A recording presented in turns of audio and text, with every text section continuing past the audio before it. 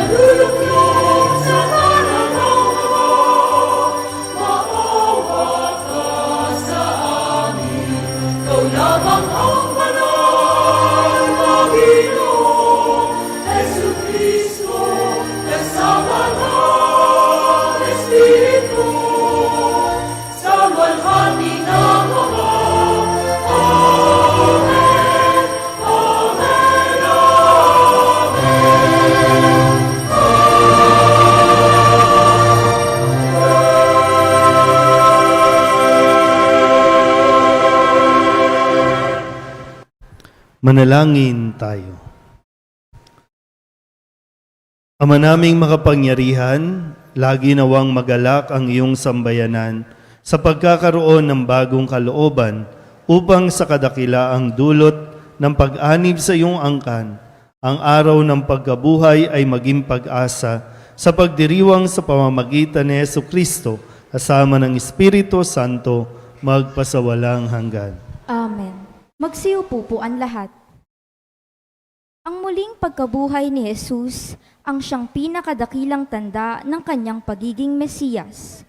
Ito ang siyang puso at pinag-ugutan ng ating pananampalataya.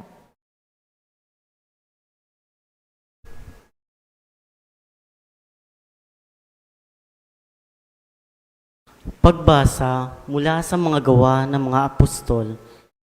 Noong araw ng Pentecostes, tumayo si Pedro at ang 11 apostol. Nagsalita siya ng malakas, "Mga kababayan at mga naninirahan sa Jerusalem, pakinggan ninyo mabuti ang aking sasabihin. Mga Israelita, pakinggan ninyo ito. Si Jesus na taga Nazaret ay sinugo ng Diyos. Pinatutunayan ito ng mga himala, mga kababalaghan at mga tandang ginawa ng Diyos sa pamamagitan niya. Alam ninyo ito sapagkat lahat ay naganap sa gitna ninyo. Ngunit ang taong ito na ibinigay sa inyo ayon sa pasya at pagkakaalam ng Diyos sa mulat mula pa ay pinangako ninyo at ipinapatay sa mga makasalanan. Subalit siya'y binuhay ng Diyos at pinalaya sa kapangyarihan ng kamatayan. Hindi ito maaring mamayani sa Kanya, gaya ng sinabi ni David, "Nakita ko na laging nasa tabi ko ang Panginoon. Siya'y kasama ko kaya't hindi ako matitigatig.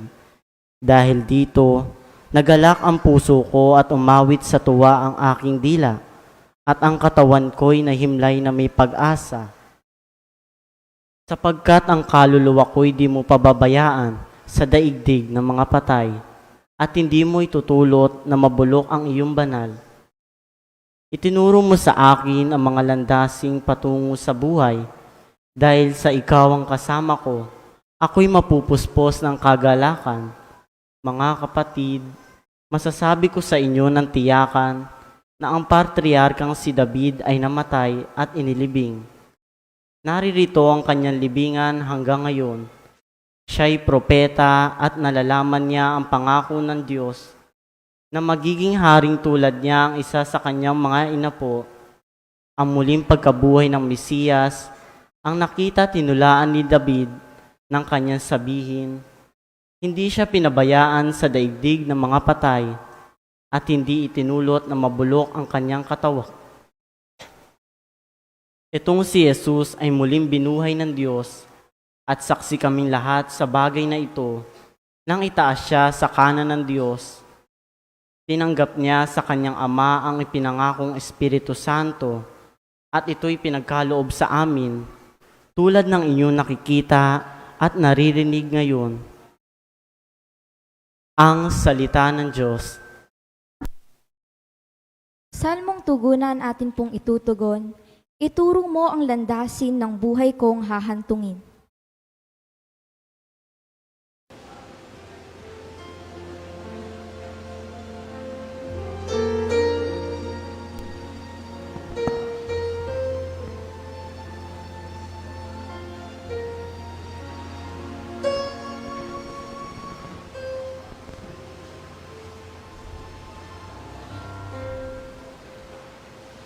Ituro mo ang landasin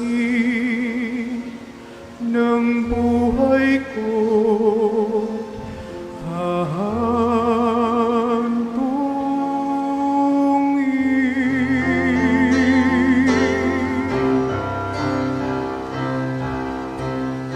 Ituro mo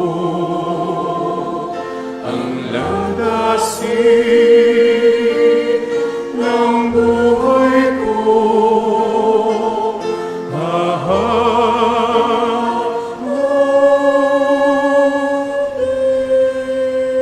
O Diyos, ako'y ingatan mo, ingatan ang iyong lingkod. Ang hangad ko ay maligtas, kaya sa'yo dumudulog. Ika'y aking Panginoon, ang wika ko sa aking Diyos. Kabutihang tinanggap ko ay ikaw ay nagkaloob. Ikaw lamang, O puon ko, ang lahat sa aking buhay. Ako'y iyong tinutugon sa lahat kong kailangan. Ituro mo ang landasin ng buhay ko.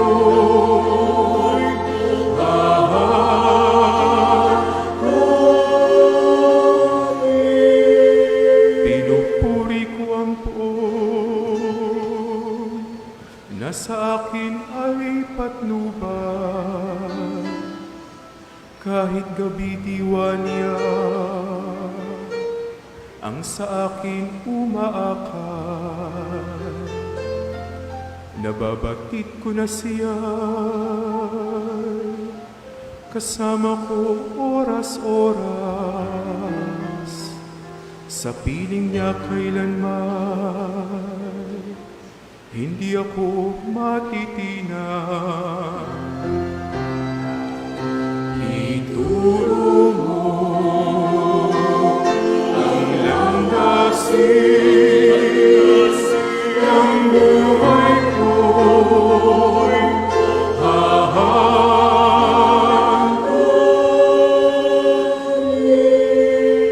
Kaya't ako'y nagdiriwang, ang diwa ko'y nagagala. Ang lagi kong nadarama, hindi ako matitinag. Pagkat di mo tutulutan, ang mahal mo ay malaga. Sa balon ng mga patay, upang doon ay maagnas. Ituro mo ang landasin ng buhay ko.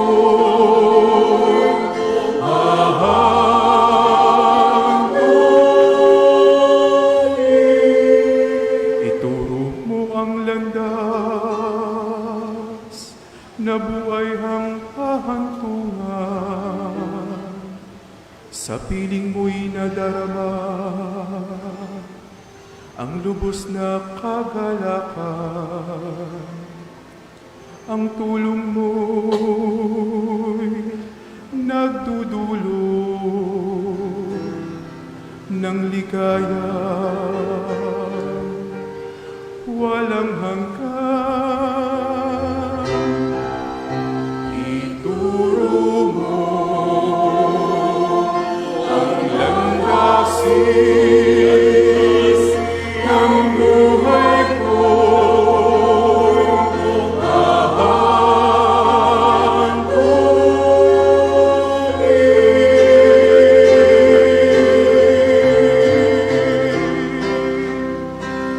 Ituro mo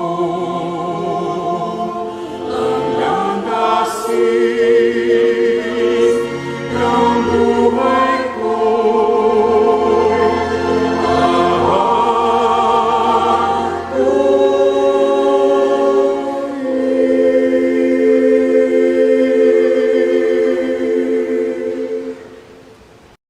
Ang ating pananampalatayang Kristiyano ay matatagpuan kay Jesus na namatay at muling nabuhay. Sapagkat may malakas tayong patotoo, wala tayong dahilan upang panghinaan ng loob. Pagbasa mula sa unang sulat ni Apostol San Pedro. Mga pinakamamahal ko, walang itinatanggi ang Diyos, pinahahalagan niya ang bawat isa ayon sa mga ginawa nito. At yamang tiyatawag niyo siyang Ama, igalang niyo siya habang kayo'y nabubuhay. Alam ninyo kung ano ang itinubos sa inyo sa walang kabuluhang pamumuhay na inyong minana sa inyong mga magulang. Ang itinubos sa inyo'y di mga bagay na nasisira o nauubos. paris ng ginto o pilak, kundi ang buhay ni Kristong inihain sa krus. Siya ang korderong walang batik at kapintasan. Itinalaga niya ang Diyos at ginawa ito palikha daigdig. At alang-alang sa inyo, ipinahayag niya bago sumapit ang katapusan ng panahon.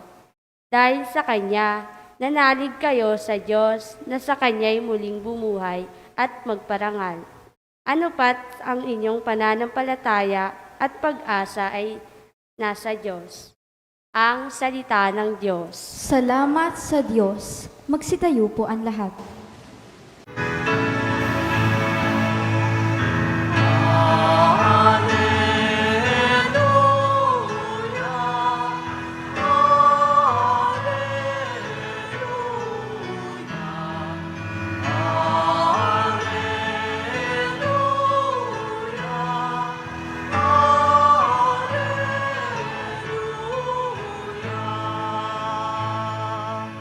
Sumainyo ang Panginoon. At sumaiyo rin. Ang mabuting balita ng Panginoon ayon kay San Lucas. Papuri sa iyo, Panginoon.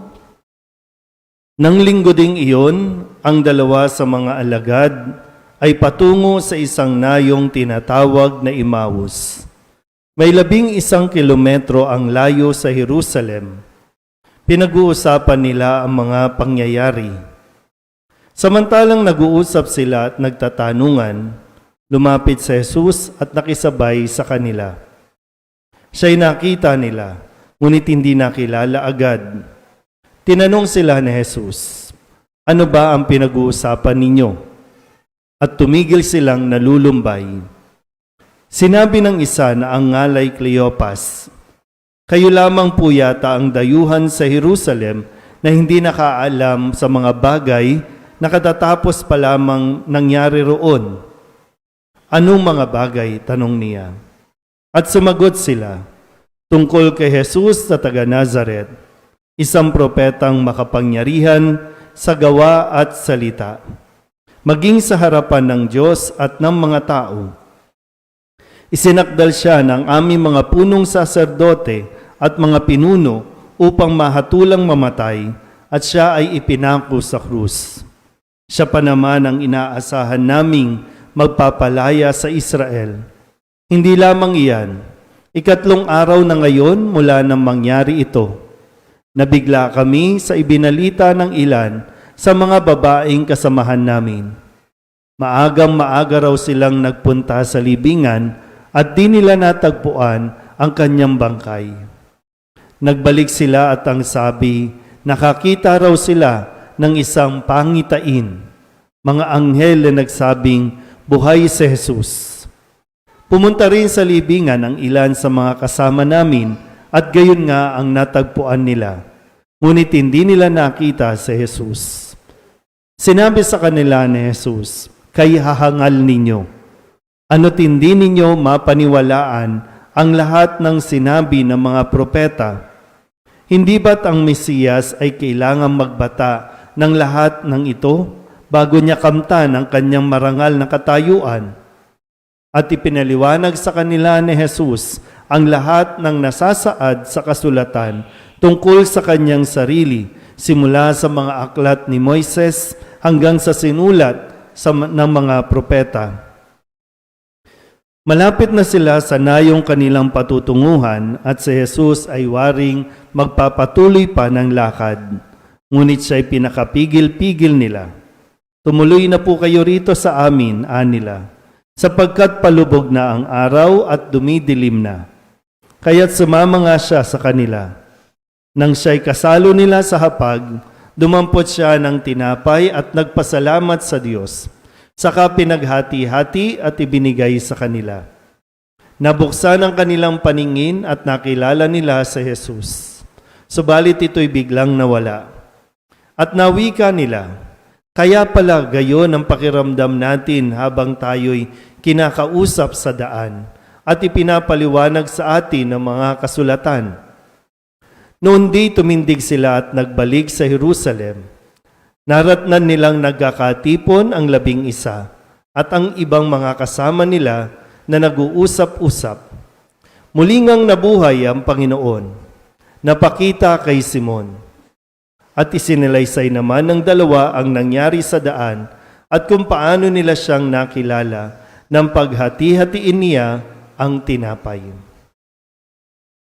Ang mabuting balita ng Panginoon. Pinupuri ka namin, Panginoong Heso Kristo. Magsiupo po ang lahat. Isang magandang araw po sa inyong lahat. Tayo po ay nasa ikatlong linggo na ng pagdiriwang natin ng Pasko ng muling pagkabuhay. At sa mga pagbasa na ating naririnig at maririnig pa sa buong panahong ito ng Pasko ng pagkabuhay na laging ipinapahayag na buhay na si Kristo. Hindi siya nanatiling patay. Hindi siya nanatili sa libingan. Siya ay buhay. Buhay na. Malinaw po ba? Kaya nga ito rin yung ipinapahayag sa ating mga pagbasa sa Gawa ng mga Apostol, sa sulat ni San Pedro, na ang pinakasentro, pinakapuso ng ating pananampalataya ay itong pagkabuhay na mag-uli ni Kristo. Yung pagpapakasakit, pagkamatay, at muling pagkabuhay.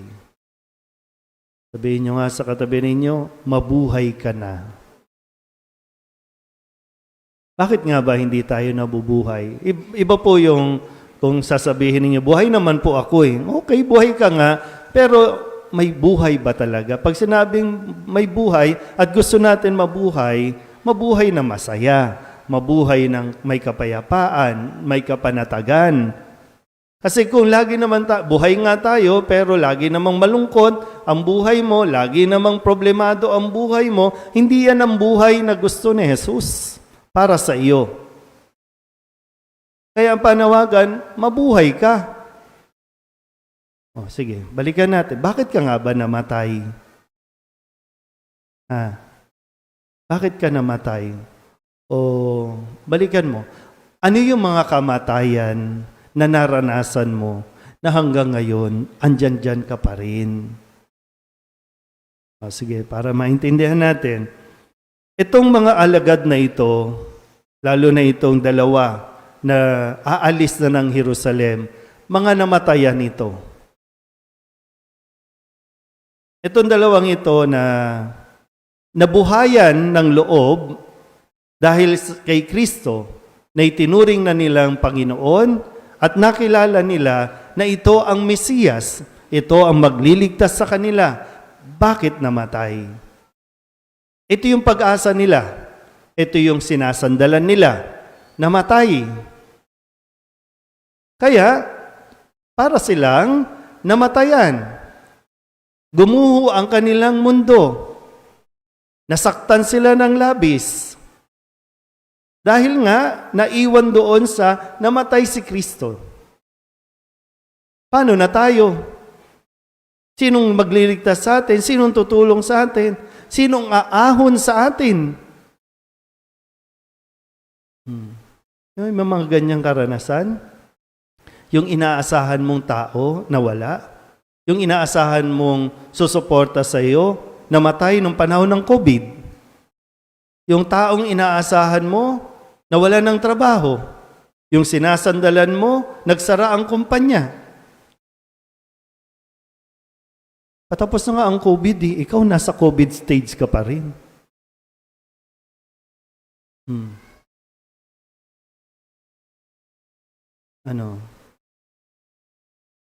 Sige, ganun na lang tayo. Wala hindi dyan, no?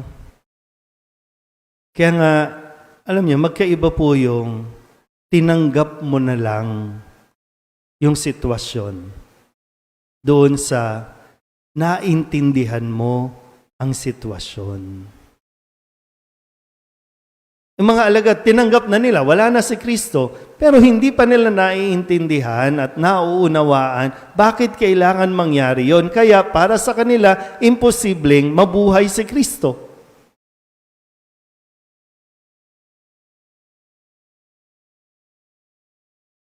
Yan, yung mga kamatayan na naranasan ninyo, naranasan natin, andyan ka pa rin. Baka lang, no? Baka nandyan ka pa rin. At patuloy kang tumatakas, patuloy kang lumalayo, patuloy kang gumagawa ng mga bagay para lamang makalimutan mo yung sakit o yung hirap sa kalooban ng naranasan mo na yon. Kasi hanggang ngayon, di mo pa naiintindihan talaga. Wala, may iba matindi. May iba inabuso, na-abuse. Pwedeng physically, sexually, mentally. Naiwan na doon. Iba, naloko, na-scam, lahat na. Pero naiwan na doon. Hindi na naintindihan at hindi na inunaw, bakit ikaw? Bakit mo naranasan yan? Ano ang gusto ng Diyos na maituro sa iyo at matutunan mo sa napakatinding karanasan na yan?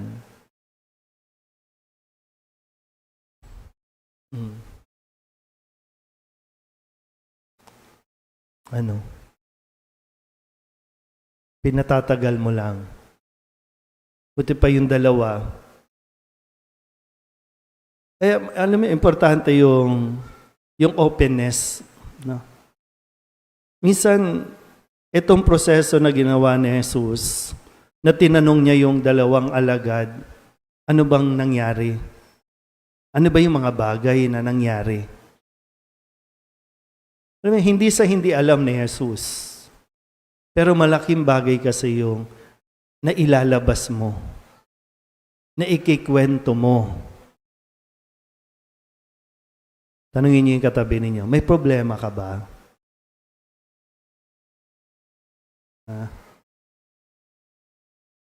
Tama mo, ayaw kumibo, ayaw magsalita. Yung iba naman wala, pero meron. Ayaw magsalita. Hindi ko alam kung bakit. Nahihiya ka ba na baka husgahan ka? Nahihiya ka ba sa nangyari? Natatakot ka ba? Kaya, okay ka lang ng okay, pero hindi ka okay. Paano ka magiging okay kung hindi mo nga naiintindihan? Minsan, gusto mong maintindihan, no? Gusto mong maintindihan, pero ayaw mo naman magsalita.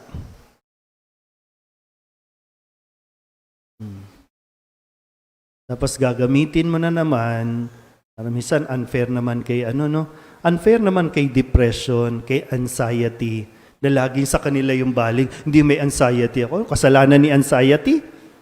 Kasalanan ni depression? Ayaw mong ilabas, ayaw mong ikwento. Minsan nga, kahit kayo na lang mismo, mag-asawa, ayaw nyo nang maging totoo sa nararamdaman. Pag may problema yung isa, pag uwi, pag tinanong, may problema, wala. Kung ano may problema na naranasan sa opisina, minsan ayaw naman pakinggan. Sa trabaho, kaya kinikim-kim na lang. Sinong kakausapin? Si San Miguel. Si Alfonso. Sino pa ba ang santo? Ha? Sino pa ba? Yun na lang kakausapin. Pero nakatulong ba? Kasi ito nga, tinutulungan sila ni Jesus. Hindi lang basta tanggapin, kundi maintindihan. At minsan may mga bagay na hindi natin naiintindihan, pero kung meron tayong nakakausap, na unti-unti maproproseso din yung nararamdaman natin, mas nagiging malinaw at maliwanag sa kaisipan natin, okay. Ngayon, naiintindihan ko na. Hindi mo lang basta tinanggap, kundi naiintindihan mo na. Kung sakali, umabot tayo sa punto na naintindihan natin, balikan mo na. Balikan mo na yon. Kasi ito yung ginawa ng mga alagad. Malik na sila, at yun na talaga yung bagong buhay nila. Mula doon sa karanasan ng kamatayan, bagong buhay na itong kanilang kaharapin. bagong misyon na dapat nilang tanggapin, na dapat nilang ipagpatuloy. So kayo po, no? Sabihin nyo nga ulit sa katabi ninyo, tumatanda ka na. Pero yung issue nyo, yung issue pa lang ng mga kabataang ito, nandoon ka pa, no? Pero tumatanda na tayo, ha? Tumatanda na. Kailangan mo nang harapin yan.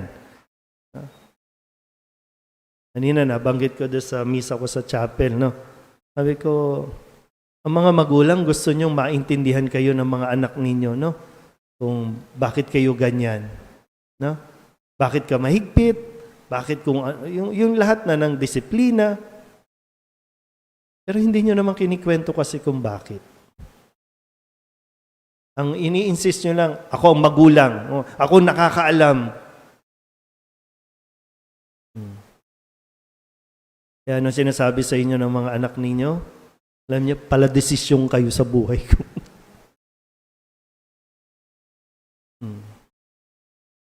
Hindi mo rin naman talaga naiintindihan. Pero, tanging kay Jesus natin ito matatagpuan.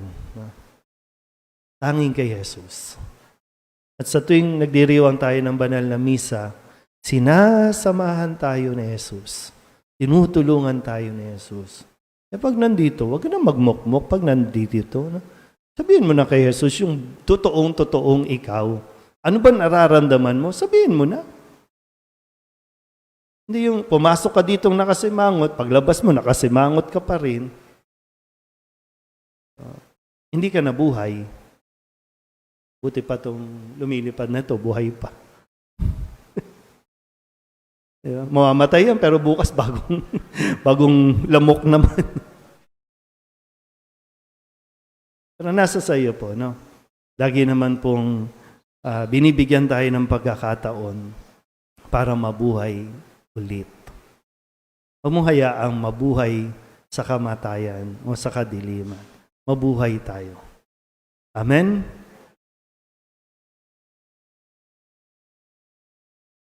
Ipahayag natin ang ating pananampalataya. Sumasampalataya ako Sa Diyos amang makapangyarihan sa lahat, na may gawa ng langit at lupa. Sumasampalataya ako kay Hesukristo, iisang anak ng Diyos, Panginoon nating lahat. Nagkatawang tao siya lalang ng Espiritu Santo. Ipinanganak ni Santa Mariang Berhen. Pinagpakasakit ni Poncio Pilato. Ipinako sa krus na matay inilibing. Nanaog sa kinaroroonan ng mga yumao. Nang may ikatlong araw na buhay na magmuli. Umakyat sa langit. Naluklok sa kanan ng Diyos amang makapangyarihan sa lahat. Doon magmumulang paririto at huhukom sa nangabubuhay at nangamatay na tao. Sumasampalataya naman ako sa Diyos Espiritu Santo, sa banal na simbahang katolika, sa kasamahan ng mga banal, sa kapatawaran ng mga kasalanan, sa pagkabuhay na muli ng nangamatay na tao, at sa buhay na walang hanggan. Amen. Mga kapatid, habang tayo'y naglalakbay tungo sa kaganapan ng paghahari ng Ama, alalahanin natin kasama natin siya bilang kamanlalakbay at kailanmay hindi nagpapabaya sa kanyang mga anak. Ang ating pong itutugon, Ama, manatili ka sa amin. Ama, manatili ka sa amin. Pagpalain mo ang mga pinuno ng aming simbahan at bansa upang huwag silang mapagod sa pagsisilbi sa mga dukha, mga inuusig, at mga nasa laylayan ng lipunan. Manalangin tayo. Ama, manatili ka sa amin. Gabayan mo ang mga nahaharap sa mga krisis sa buhay at mga nagbibigatan dulot ng pagdududa at pagkatakot. Manalangin tayo. Ama, manatili ka sa amin. Bigyan mo ng sapat na lakas ang mga psikolohista, spiritual directors, guro, coaches, at iba pang tulad nila. Matiwasay nawa nilang maakay ang bawat tao sa tamang landasin. Manalangin tayo. Ama, manatili ka sa amin. Ama, patuloyin mo ang mga Patuloyin mo sa iyong kaharian ang mga yumao naming mga kapatid. Manalangin tayo. Ama, manatili ka sa amin.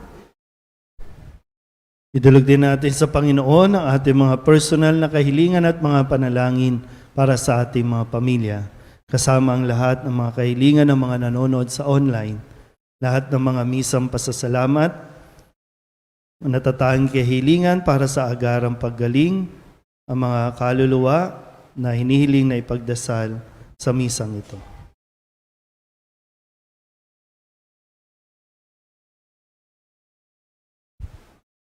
Ang lahat ng ito hinihiling namin sa ngalan ni Kristo, ang aming Panginoon. Amen. Magsiupo po ang lahat.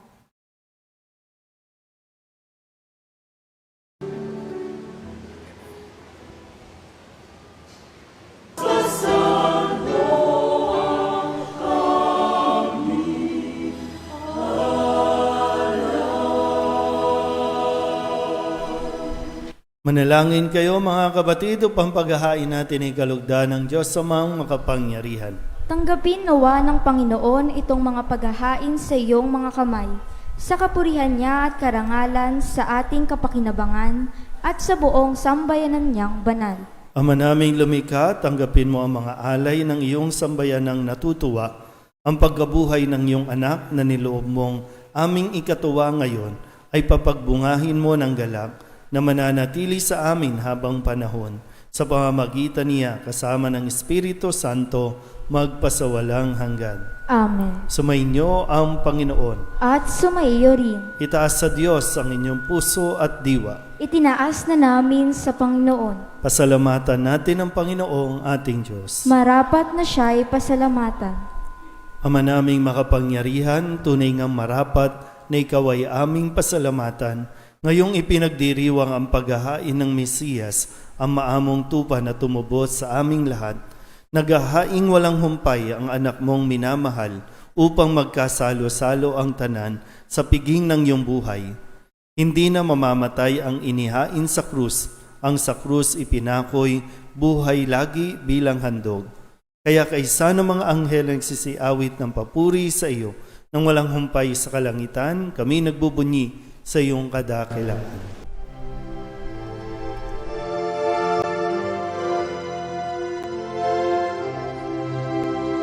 Santo, Santo, Santo, Panginoong Diyos makapangyarihan, napupuno ang langit at lupa ng kalwalhatian mo.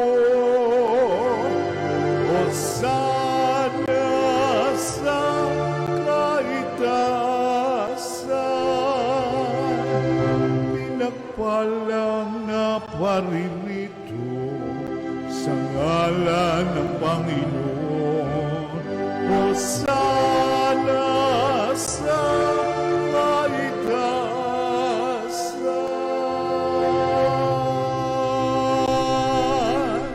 Ama naming banal, ikaw ang bukal ng tanang kabanalan.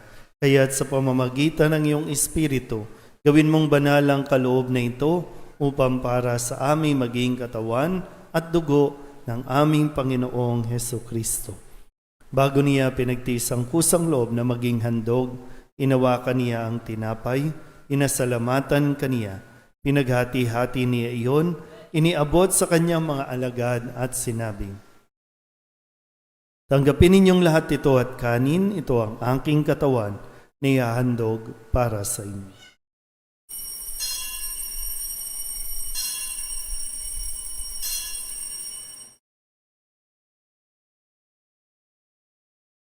Gayun din naman, nang matapos ang hapunan, hinawakan niya ang kalis, muli kaniyang pinasalamatan. Iniabot niya ang kalis sa kanyang mga alagad at sinabi, "Tanggapin ninyong lahat ito at inumin. Ito ang kalis ng aking dugo, ng bago at walang hanggang tipan. Ang aking dugo na ibubuhos para sa inyo at para sa lahat sa kapagpapatawad ng mga kasalanan. Gawin ninyo ito sa pag-alaala sa akin."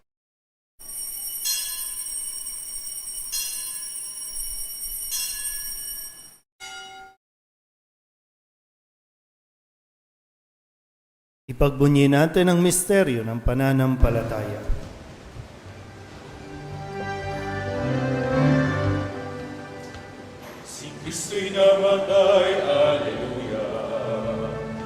Kristo'y nabuhay, Hallelujah. Si Kristo'y babalik sa wakas ng panahon, Hallelujah, Hallelujah. Si Kristo'y namatay, Hallelujah. Si Kristo'y nabuhay, Hallelujah. Si Kristo'y babalik sa wakas ng panahon, Hallelujah,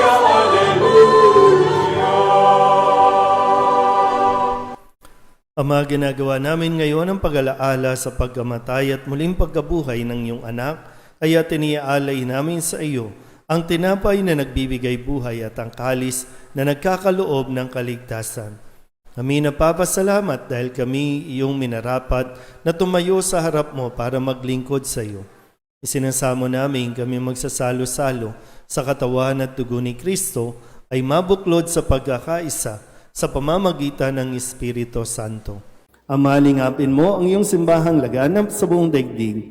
Puspusin mo kami sa pag-ibig kaysa ni Leon na aming Papa at ni Jose na aming Obispo at ng Tanang Kaparian.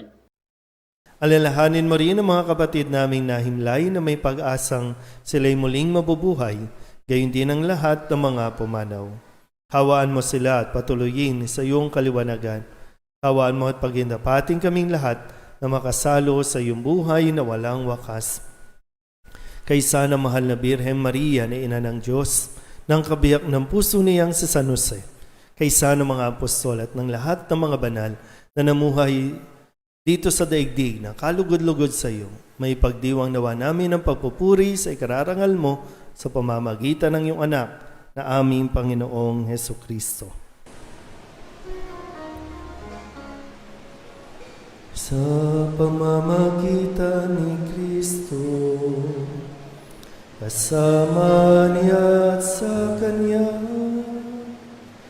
ang lahat ng parangal at papuri ay sa iyo, Diyos Ama, makapangyarihan, kasama ng Espiritu Santo, magpasawalang hanggan.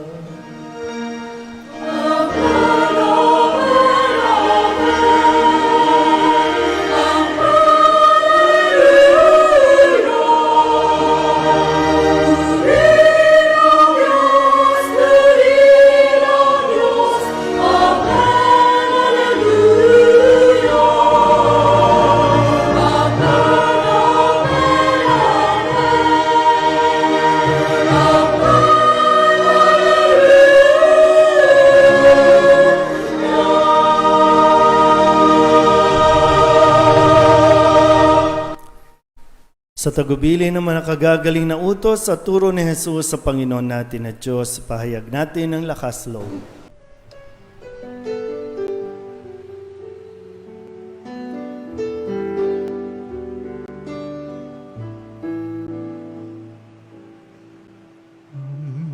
namin sumasalang ka, sambahin ang ngalan mo, mapasa amin ang kaharian mo, sundin ang loob mo dito sa lupa para nang sa langit. Bigyan mo po kami ngayon ng aming kakanin sa araw-araw at patawarin mo kami sa aming mga sala para ng pagpapatawan namin sa nagkakasala sa amin.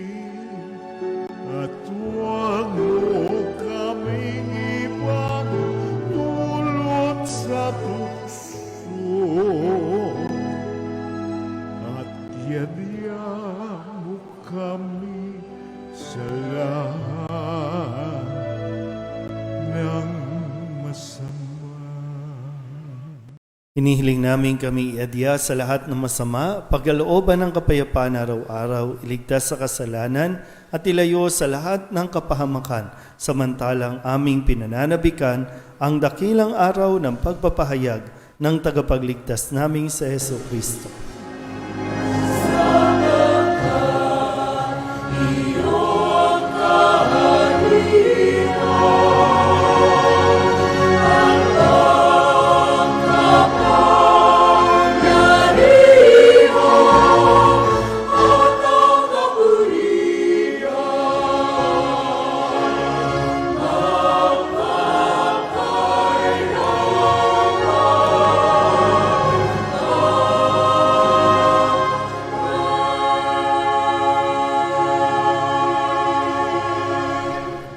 Panginoong Heso Kristo, sinabi mo sa iyong mga apostol, kapayapaan ang iniiwan ko sa inyo, ang aking kapayapaan ang binibigay ko sa inyo. Tunghayan mo ang aming pananampalataya at huwag ang aming mga pagkakasala. Pagkalooban mo kami ng kapayapaan at pagkakaisa ayon sa iyong kalooban, kasama ng Espiritu Santo, magpasawalang hanggan. Amen. Ang kapayapaan ng Panginoon ay laging sumainyo. At sumaiyo rin. Magbigayan po tayo ng kapayapaan sa isa't isa.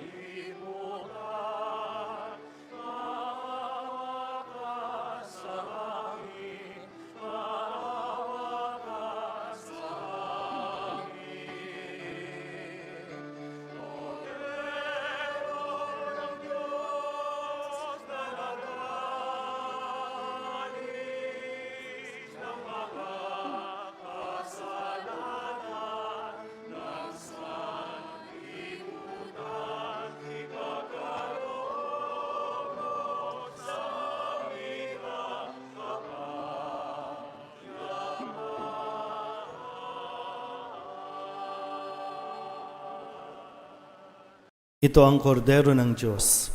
Ito ang nag-aalis ng kasalanan ng sanlibutan. Mapalad ang mga inaanyayahan sa kanyang piging.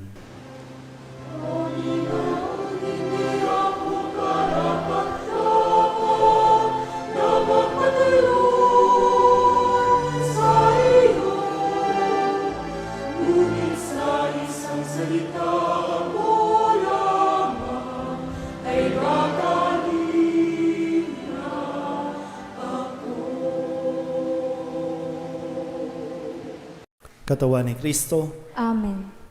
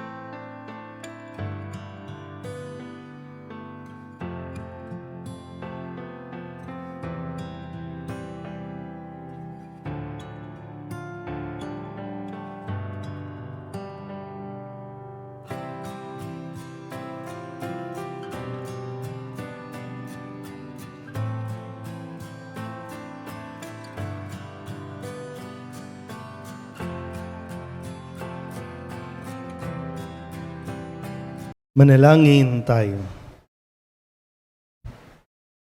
Ama naming mapagmahal, tunghayan mo at lingapin ang iyong sambayanan na minarapat mong makinabang sa piging na pang magpakailanman.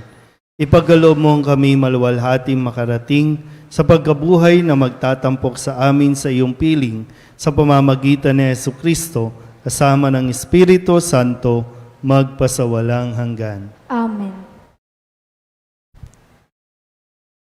Sumainyo ang Panginoon At sumaiyo rin. at pagpalain kayo ng makapangyarihang Diyos, Ama at Anak at Espiritu Santo. Amen. Tapos na ang banal na misa, humayo tayo sa kapayapaan ni Kristo. Salamat sa Diyos.